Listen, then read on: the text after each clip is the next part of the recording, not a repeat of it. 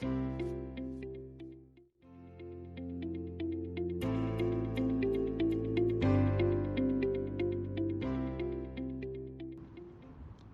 sejahtera, nama saya Lukas Radin Anak Peter. Saya akan terangkan pasal asal-usul Darwin.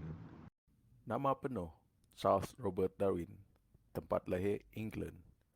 Tarikh lahir 12 Februari 1809. Pencapaian, beliau menulis 20 buku jilid berbeza tentang alam termasuk asal spesies, Voyage of Beagle.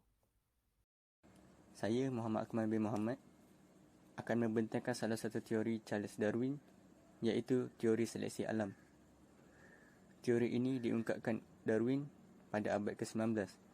Teori ini diciptakan menggunakan acuan dari teori yang diciptakan oleh Lyell dengan judul Principles of Geology. Darwin mengembangkan idea seleksi alam setelah 5 tahun mempelajari tumbuhan, haiwan, fosil di Amerika Selatan dan di pulau-pulau di Pasifik. Seleksi alam adalah proses di mana populasi organisma hidup beradaptasi dan berubah. Individu dalam suatu populasi secara semula jadi bervariasi. Darwin berhujah seleksi alam menjelaskan bagaimana berbagai macam bentuk kehidupan berkembang dari waktu ke waktu dari satu nenek moyang yang sama. Seleksi alam menyebabkan satu spesies memunculkan spesies baru dan berbeza. Assalamualaikum, nama saya Muhammad Azlan. Saya akan menerangkan teori evolusi manusia. So, dalam teori evolusi manusia ni, Darwin mengatakan bahawa perkembangan makhluk hidup ini telah melalui proses yang sangat panjang sehingga banyak peristiwa telah dilalui demi menjaga kehidupan manusia itu sendiri. Beliau juga menambah bahawa perkembangan atau evolusi makhluk hidup berpunca daripada proses pembahagian kehidupan bersel satu dan menjadi seperti manusia yang sering kita lihat pada hari ini. Contoh lain yang lebih kontroversi ialah manusia kononnya tidak wujud pada jutaan tahun lalu. Sebaliknya, yang wujud pada zaman purba itu ialah spesies monyet primate. Melewati masa yang amat lama sehingga menjangka jutaan tahun, spesies monyet itu berevolusi menjadi makhluk separuh manusia dan separuh monyet, seterusnya secara beransur-ansur menjadi manusia moden pada hari ini. Darwin juga menyatakan manusia adalah hasil paling maju daripada proses evolusi ini. Tanggapan sesat berkenaan mencetuskan konflik kepercayaan yang berpanjangan lantaran ramai manusia terutama umat Islam mempercayai bahawa asal kejadian manusia ialah daripada Nabi Adam AS dan bukannya monyet. Bagaimanapun, ada segelintir penyelidik dan saintis fanatik yang meyakini teori evolusi Darwin dan berusaha selama ratusan tahun untuk membuktikan pandangan itu sebagai benar. Salam sejahtera, nama saya Frendan Fred. Saya akan bincangkan topik teori Darwin yang melibatkan zaman kini.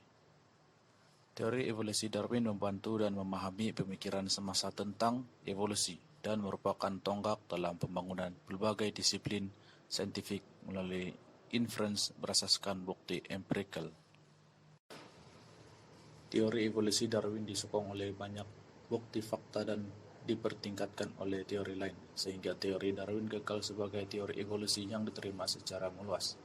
Menurut teori Darwin, istilah evolusi lebih tepat digunakan untuk menjelaskan kepelbagaian makhluk hidup daripada istilah revolusi, karena proses membiarkan perhubungan generasi sebelumnya kepada generasi selepasnya. Assalamualaikum, nama saya Muhammad Nur Razlan. Saya akan membahaskan kelebihan dan kelemahan teori Darwin.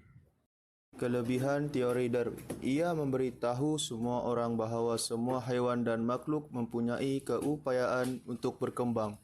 Jika teori Darwin tidak ditemui, kita tidak akan tahu bahawa nenek moyang kita adalah buruk.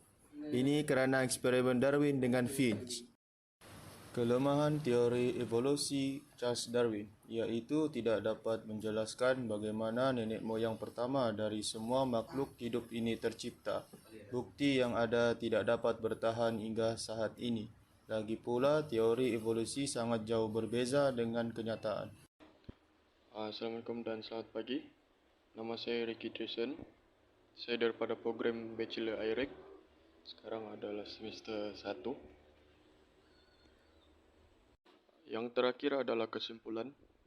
Yang pertama, Darwin tidak dapat menjelaskan mekanisme perwarisan watak. Yang kedua, banyak ide Darwin hanyalah tekanan yang baik. Dia tidak menjelaskan beberapa aspek evolusi, seperti spesiasi, walaupun penyelidikan berikut oleh orang lain menjadikan teori evolusi sebagai fakta yang terbukti. Dan yang ketiga adalah penting untuk ambil perhatian bahwa Darwin tidak memanjangkan teorinya ke peringkat sosial atau ekonomi, dan juga tidak ada evolusionis yang boleh percaya yang melanggan teori Darwinisme sosial. Sekian, terima kasih.